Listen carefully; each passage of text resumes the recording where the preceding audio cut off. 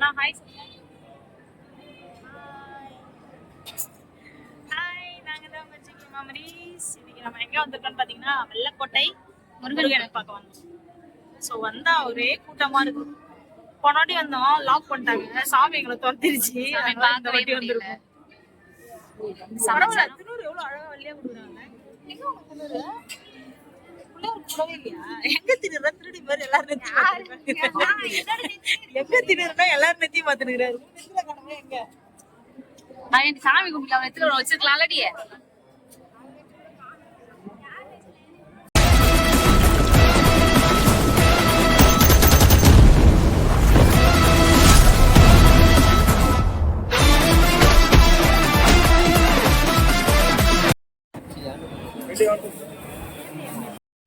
பின்னாடி ஒருத்தர் தேவசேனா சொல்றாரு.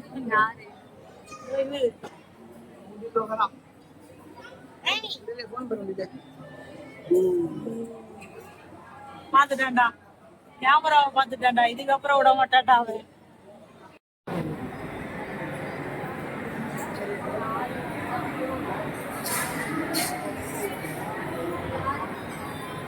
திருவண்ணாமலை மாதிரியே இருக்குல்ல.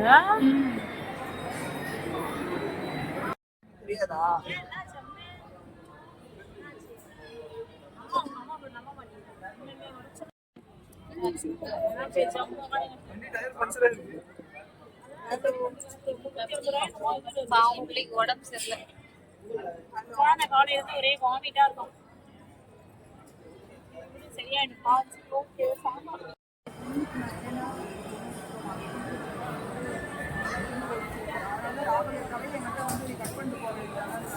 போட்டோ வாங்கலான்னு போனேன். ஆனா எனக்கு எதுவுமே செட் ஆகுற மாதிரி தெரியல. சரி கவி போய் வாங்கட்டும் அப்படின்னு நினைச்சிட்டு உட்காந்தேன்.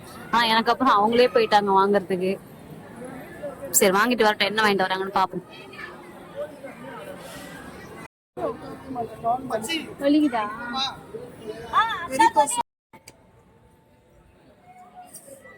எல்லாம் சேர்ந்து வந்து சாமி கும்பிடலாம் அப்படின்னு வந்தோம். கொஞ்சம் டிலே ஆயிடுச்சு, பட் இருந்தாலும் ஓகே அப்படின்னு எல்லாம் சேர்ந்து வந்தாச்சு. என்ஜாய்மெண்ட் போய் பார்ப்போம் ஒன் பை ஒன்னா.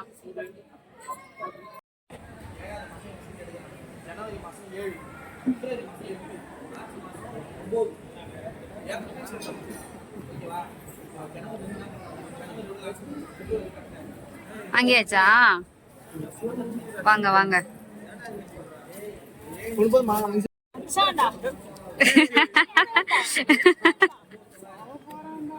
ஐயோ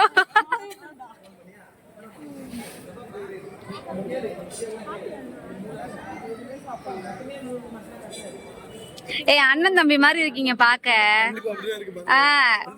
அண்ணன் தம்பி மாதிரி இருக்கு. உன் பிள்ளைக்குதான் உடம்பு சரியில்லையா?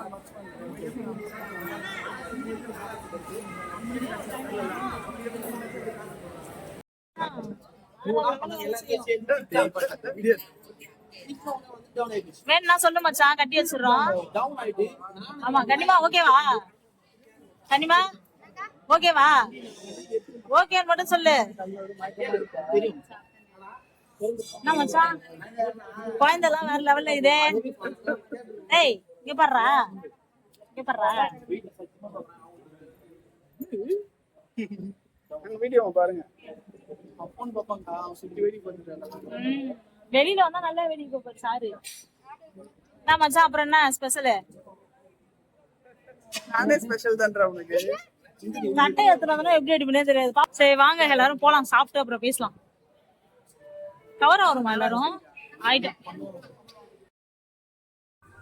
இப்போ பார்த்தீங்கன்னா நம்ம வந்து எங்கே இருக்கோம் பார்த்தீங்கன்னா, காய்க்கு போன டைமே இந்த கோயிலுக்கு வந்தோம். பட் வளையல் போட முடியாத சுச்சுவேஷனால நம்ம வளையல் போடாமல் போயிட்டோம்.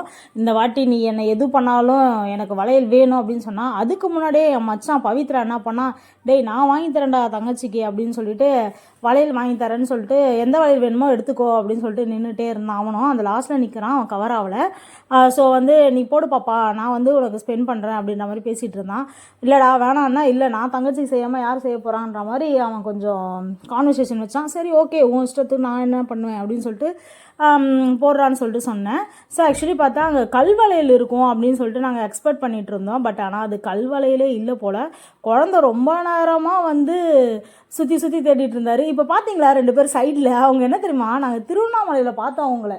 எப்போ தெரியுமா பார்த்தோம், அந்த கிரிவலத்துக்கு போனோன்னு சொன்னேன்ல, அப்போ பார்த்தேன் நான் அவங்கள. ஆனால் அங்கே இருக்கிறவங்க இங்கே அப்படியே வந்து அதே மாதிரியே பொசிஷனில் உட்காந்து இந்த மாதிரி வந்து யாசங்க கேட்பான்னு நான் நினச்சி கூட பார்க்கல. அது பேர் என்ன, டொனேட்டான் கேட்டால். நான் கூட லாஸ்ட்டில் டொனேட்டில் கேட்டு முடிச்சுட்டு போனோம் பார்த்தா இனோவா காரில் போயிட்டுருக்காங்க. அட்டா பாவீங்களா அப்படின்ற மாதிரி ஆயிடுச்சு. அதுக்கப்புறம் பார்த்தீங்கன்னா காயு ரொம்ப நேரம் பார்த்தீங்கன்னா இங்கே இதான் பாரு, இதை எடுக்கலாமா அதை எடுக்கலாமா, இல்லை அதை பண்ணலாமா இதை பண்ணலாமான்னு எதனா ஒன்றத்தை வந்து நோண்டிக்கினே இருக்கிறது தான் அவளோட வேலை. இங்கே பார்த்தியா, அவங்கள மாதிரி வேணும் இவங்கள மாதிரி வேணும் இதே தான் பேசுவாள் அவள் திருப்பி திருப்பி திருப்பி. என்ன பண்ணுறது, நம்ம வந்துட்டோமே, நம்ம தலை எழுத்து வாங்கி தானே கொடுக்கணுன்ற மாதிரி ஆயிடுச்சு. ரொம்ப நேரம் இவளுக்காகவே அந்த இடத்துல வெயிட் பண்ணுற மாதிரி ஆயிடுச்சு. அப்புறம் பார்த்தா பாப்பா வந்திருந்தா, எனக்கு ஐஸ்கிரீம் வேணும் ஆண்டி, எனக்கு ஐஸ்கிரீம் வேணும் ஆண்டின்ட்டு இருந்தா. இது என்னடா கொடுமையாக போச்சு, ஏற்கனவே வாமிட் எடுத்துகிட்டு தான் லீவ் போட்டு வந்திருக்காங்க ஸ்கூலில். சரி ஓகே வா அப்படின்ட்டு வாங்கி தரேன்ட்டு நான் அந்த கடைக்கிட்ட போயிட்டேன். ஸோ இப்போ பார்த்தீங்கன்னா இங்கே இவர் மட்டும் உட்காந்து கேட்டேன். நான் ரொம்ப நேரமாக வெயிட் பண்ணே இருந்தா. அந்த சைடில் இருக்கவங்களே குத்தினே இருந்தார். ஐயோ ஃபஸ்ட்டு இங்கே போடியா ஐயா, அப்புறமேட்டுக்கு அங்கே போடுங்க ஐயா அப்படின்ட்டு அவர்கிட்ட கொஞ்சம் ஃபோர்ஸ் பண்ணி ஒரு ஆளுக்கு தான் போடுங்கன்னு சொன்னோன்னே பக்கத்தில் அக்கா நல்லா சஜஷன் கொடுத்தாங்க. இந்த மாதிரி போடுங்க, அந்த மாதிரி போடுங்க, இந்த மாதிரி இந்த கலர் நல்லாயிருக்கும், இந்த வளையல் நல்லாயிருக்கும் அப்படின்ற மாதிரி சஜஷன் கொடுத்தாங்க அந்த க்ரீன் கலர் ட்ரெஸ் அக்கா. ஸோ அவங்க சஜஷன் கொடுத்ததையும் நாங்கள் கேட்டுக்கிட்டே அவர் பண்ணுறதெல்லாம் பாருங்கள், திருப்பி திருப்பி அந்த ஆசைன்னு சொல்லுவாங்கள்ல, அது விடவே விடாது. அந்த மாதிரி இவர் பாருங்கள், இப்போ தான் வளையல் அதெல்லாம் அந்த கை அவளுக்கு அந்த சைஸே செட் ஆகாது. இவளுக்கு என்னது ஏதோ 2.2 அதுதான் கரெக்டாக செட் ஆகும் அப்படின்ற மாதிரி சொல்லுவாள். ஆனால் எனக்கு தெரியாது வளையலோட அளவுலாம். நான் காயத்ரி லைஃப்பில் வந்த பிறகு தான் வளையலுக்கு இந்த மாதிரி அளவுலாம் இருக்குதுன்றதே தெரிஞ்சுட்டேன். நாங்களாம் என்ன பண்ணுவோம், சின்ன வயசில் போவோம் கை நீட்டுவோம், அந்த சைஸு என்ன சைஸோ அவங்க எடுத்து போட்டு போயிடுவாங்க, அந்த மாதிரி தான் இருக்கும். ஆனால் இப்போ தான் வந்து இந்த சைஸ்லாம் சொல்லி நான் கேள்விப்படுறேன். அப்புறம் பார்த்தீங்கன்னா ஓகே என்ன பண்ணுறது ஏது பண்ணுறதுன்னு தெரியல இவளுக்கும். சரின்னு சொல்லிட்டு நாங்கள் லாஸ்ட்டில் என்ன பண்ணோம், அந்த வலையில் எடுத்து கொடுத்துருங்க அவளே மாட்டிக்குவா அப்படின்ற மாதிரி நாங்கள் மொத்தமாக எல்லாத்தையும் எடுத்துன்னு போயிட்டோமான்னு சொல்லி கலாய்ச்சின்னு வந்தோம். அவர் அந்த சைடுலேருந்து அவர் பார்த்தீங்கன்னா அவர் இந்த பக்கம் திரும்புகிற மாதிரியே தெரியல. என்னடா இவர் ரொம்ப நேரம் இதே மாதிரியே உட்கார வச்சுருந்தார், குத்த வச்சே உட்கார வச்சுருக்கிறோமே அப்படின்ற மாதிரி ஆயிடுச்சு. அப்புறம் பார்த்தா என் தலைவன் என்ன பண்ணால் ஒரு கத்துனான், இந்த மாதிரி இந்த சைடு பார்க்கவே மாட்டேறீங்க, அந்த சைடு தான் பார்த்துன்னுக்கிறீங்க, இப்போ நாங்கள் காசு கொடுத்து வாங்குறது இல்லையா அப்படி இப்படின்னு கத்தின்னு இருந்தான். அப்போ தான் வந்து என்ன பண்ணாங்கன்னா, சரி ஓகே எனக்கு இந்த மாதிரி இந்த வளையல் கொடுங்க அப்படின்னு சொல்லிட்டு எடுத்து கையில் கொடுத்தாரு. பார்த்தா நானும் அது என்ன நினச்சிருந்தேன், லாஸ்ட் வரையுமே கல் வளையல்னு நினச்சேன். இதோ அந்த க்ரீன் கலர் அக்கா தான் நல்லா நிறைய சஜஷன் கொடுத்தாங்க, இந்த வளையல் போட்டுக்கோ அந்த வளையல் போடுக்கோ அப்படின்னு சொல்லிட்டு சஜஷன் கொடுத்தாங்க. ஸோ சஜஷனுமே நல்லா இருந்துச்சு, நல்லா பேசிகிட்டு இருந்தாங்க அந்த அக்கா. இந்த டைமில் பார்த்து தான் பாட்டை வேறு போட்டானுங்க. சரி பாட்டு போட முடியாது அப்படின்றதுனால இதெல்லாம் நம்ம ஓன் வாய்ஸ் கொடுக்குற சுச்சுவேஷன் ஆகிடுச்சு. இப்போ என்னென்னு பார்த்தீங்கன்னா வளையல் போட்டு ஃபைனல் பண்ணுற டைம் வந்துச்சு. இவ்வளோ நேரம் உட்காந்து கிட்டத்தட்ட ஒரு 5-6 மினிட்ஸ் கிட்ட ஆகிடுச்சு. அவ்வளோ நேரம் உட்காந்து இப்போ தான் சைடே வளையல் திரும்பி இருக்குது. ஸோ அப்புறமேட்டுக்கா வந்து அது அவங்க எடுத்து கொடுத்தது நல்லா இருந்துச்சு. பட் ஆனால் அவளுக்கு கைக்கு லூஸாக இருக்குதுன்னு சொல்லிட்டா. ஸோ எனக்கு வேறு வளையல் வேணும் அப்படின்ற மாதிரி ஒரு கான்வர்சேஷன் வச்சுட்டு இருந்தா. அவர் என்ன பண்ணார், திருப்பியும் வேறு வளையல் போய் தேட ஆரம்பித்தார். ஆனால் வந்து பார்த்திங்கன்னா வளையல் வந்து காய்க்கு செட் ஆகிறது ரொம்ப கஷ்டம். ஏதோ என்னமோ சொல்லுவாங்கன்னது, ஏதோ ஒன்று சொல்லுவாங்களே பெயிண்ட்ராப் வளையலா ஏதோ ஒன்று சொல்லுவாங்க, அதான் அதிகமாக வேணும்னு ஆசைப்படும். பட் ஆனால் காய் என்ன பண்ணான்னா ஒரு டசன் தான் போட்டுக்கிட்டா. ஒரு டசன் போட்ட உடனே அவன் என் மச்சான் நான் சொன்னேன், என்னையா கொஞ்சம் கொஞ்சம் போட்டு விட்டு வச்சுருக்கிறீங்க, நிறைய போடுங்க ஐயா அப்படின்ட்டான். அப்புறம் பார்த்தா 2 செட்டு வளையல் வாங்கி கொடுத்தாங்க. ஸோ வந்து கை நிறைய மேடம் போட்டுட்டு வந்தா. லைவில் கூட இருந்தா. நிறைய பேர் சொன்னீங்க இந்த சவுண்டு நல்லா இருக்குதுக்கா அப்படின்ற மாதிரி சொல்லிகிட்டு இருந்தீங்க. எங்களுக்குமே அதில் ஓனாக ரொம்ப ஹாப்பி. ஸோ வந்து இப்போ ஃபைனலாக பார்த்தீங்கன்னா வளையல் போட்டு முடிச்சோடனே பல்லு பாருங்கள் அப்படியே பீன்னு தெரியும். இவ்வளோ பெரிய பல்லு வச்சுட்டு இப்போ பாருங்கள் அந்த மச்சான் வந்து காய்கிட்ட இப்போ கேட்பான் பாருங்க, ஏய் என்ன ஆச்சு 6 டசன் தான் போட்டிருக்கியா இங்கே பாரு அப்படின்னு சொல்லிட்டு என்கிட்ட கம்ப்ளைண்ட் பண்ணிட்டு இருந்தான். போதும் அதுவே அப்படின்னு சொன்னோடனே இல்லை வேணாம் 6 டசன்லாம் வேணாம், ஒரு டசன் போட்டுவிட்டுன்ட்டு திருப்பி உட்கார வச்சிட்டோம். ஐயோ இது என்னடா காய்க்கு சோதனைன்ற மாதிரி உட்காந்து இன்றைக்கி ஃபுல்லாக அப்படி பண்ணிகிட்ருக்காங்களே அப்படின்ற மாதிரி ஆயிடுச்சு. ஓகே ஃபைனலாக இருந்தாலும் நம்மளுக்கு பிடிச்ச மாதிரி அமையறதுக்கு நம்ம எவ்வளோ நேரம் வேணாலும் வெயிட் பண்ணலாம் அப்படின்னு சொல்லிட்டு நாங்கள் வெயிட் பண்ணிகிட்டு இருந்தோம்.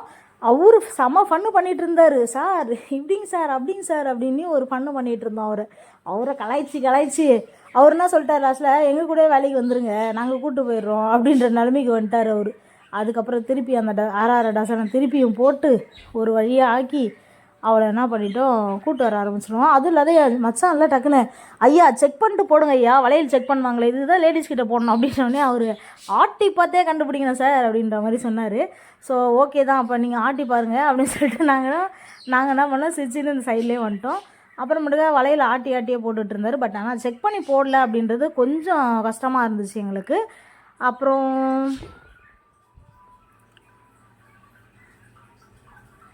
பார்த்தீங்களா திருப்பி 6 டசன் ஏற்றிட்டுருக்குறாங்க. பக்கத்தில் உட்காந்துட்டு நம்ம பாப்பா தான். நம்ம பாப்பாவுக்குமே பவியே ஸ்பான்சர் பண்ணாங்க. ஸோ அது ரொம்ப ஹாப்பியாக இருந்துச்சு. ஏன்னா வந்து எப்படி சொல்கிறது, ஒன்றா போகிறோம் போட முடியும் அப்படின்ற மாதிரி சுச்சுவேஷனில் இருந்தோம். பட் ஆனால் அவளும் போட்டுக்கிட்டது ரொம்ப ஹாப்பியாக இருந்துச்சு. அப்படியே என்ன பண்ணோம், ஜாலியாக ஒரு அரட்டை அடிச்சுக்கிட்டு அந்த இடத்துல என்னென்ன பண்ண முடியுமோ அவ்வளோ கலாட்டா கைஸ். அதுவும் உக்காந்துட்டான் பாருங்க, நான் வச்சான் உக்காந்து கலாய்க்க ஆரம்பிச்சிட்டான் அவர். இவன் என்ன சொல்லிட்டான், நானும் இந்த மாதிரி வளையல் போடுறவங்க தான், இந்த மாதிரி இந்த ஏரியாவில் இருக்கிறவங்க அப்படின்னு சொல்லிட்டான். அப்போ வளையல்காரன்னு சொன்னோடனே இவங்களும் நம்பிட்டார். இந்த வளையல்காரர் நம்பிட்டு இந்த மாதிரி வந்து அவர் எவ்வளோ ஒரு டசன் வந்து 120 சம்திங் ஏதோ சொல்லியிருந்தார். அவன் செம்ம கான்ட்ராக்டான், அதெல்லாம் போட முடியாதுன்னு சொல்லிட்டு 4 டசன் போட்டுன்னு 200 கையில் கொடுத்துட்டு வந்துட்டேன்ட்டான். ஸோ வந்து அவருமே வந்து அதை அக்செப்ட் பண்ணிக்கிட்டாரு. ஏன்னு கேட்டிங்கன்னா அது ஏதோ கண்ணாடி வளையல் தான், கல் வளையல் இல்லை அப்படின்ற மாதிரி கேள்விப்பட்டோம். அது வந்து 40 ரூபா தான் கண்ணாடி வளையல்ன்றது டெசன். ஸோ அவர் வந்து அதனால் ஓகே நீங்கள் கொடுங்க அப்படின்ற மாதிரி கொடுத்துட்டு வாங்கிட்டார். அப்பாடா மேடம் ஃபைனலாக வளையல்லாம் போட்டு முடிச்சிட்டாங்க. கையில் என்ன இருக்குதுன்னு பார்க்குறீங்களா, மைசூர் பாக்கு தான் வச்சிட்ருக்கா. மைசூர் பாக்கில் எனக்கு ரொம்ப பிடிக்கும்னு சொல்லிட்டு வாங்கின விஷயம். அதுக்கப்புறம் வந்து எல்லோரும் சரி ஓகே அரகரா போட்டு கிளம்பி வந்துகிட்டே இருந்தோம். நாங்கள் முன்னாடி போய்ட்டுருந்தோம். ஆக்சுவலி நான் 2 வீலரில் போயிட்டேன், காய் பின்னாடி வந்துட்டு இருந்தா. ஸோ வந்து ஒரு வழியாக ஹோட்டலை இப்போ நம்ம எங்கே வந்துருக்கோம்னு பார்த்தீங்கன்னா ஹோட்டல் சாப்பிட வந்திருக்கோம். மச்சான் ரொம்ப டயர்டாயிட்டான், என் தம்பி பையனும் ரொம்ப டயர்டாயிட்டான், எல்லாரும் டயர்டாயிட்டாங்க. நம்ம போய் இப்போ சாப்பிடலாம். Okay, chicken rice parotta. என்ன ஆர்டர் சொல்லிருக்கீங்க? சிக்கன் ரைஸ் பிரியாணி வேண்டாம் இல்ல அவங்க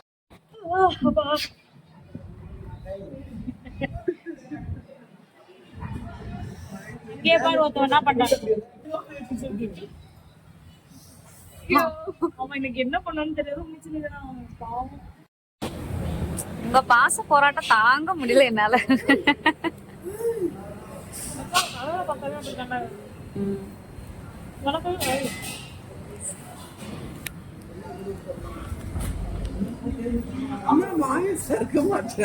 அவ்வளவுதான் வாய் பொண்ணு.